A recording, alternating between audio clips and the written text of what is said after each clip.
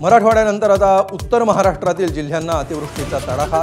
नाशिकमध्ये दुतोंड्या मारुती पाण्याखाली, गंगापूरमधून मोठ्या प्रमाणावर विसर्ग, तर जळगावलाही तडाखा।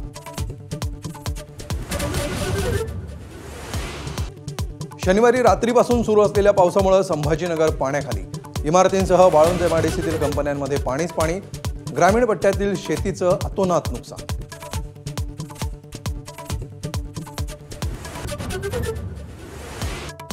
महापुराच्या विख्यात सापडलेल्या मराठवाड्यातल्या अनेक जिल्ह्यांना पुन्हा पावसाचा तडाखा। धाराशिव, बीड, परभणी, नांदेडला पावसानं झोडपलं, सोलापुरातही पावसाचा कहर। मुंबई, रायगड, पालघर, ठाण्यासाठी रेड अलर्ट। उत्तर महाराष्ट्रातही जोरदार पावसाची शक्यता। हवामान विभागाचा अंदाज, मराठवाड्यामध्ये पूरपरिस्थितीमुळे अडचणींचा सामना।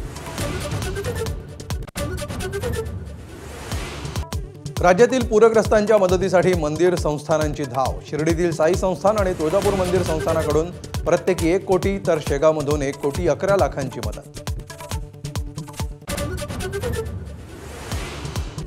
मराठवाड्यातील अतिवृष्टीचा मुख्यमंत्र्यांनी घेतला आढावा। जिल्हाधिकाऱ्यांशी चर्चा, फील्डवर उतरून काम करण्याच्या स्पष्ट सूचना।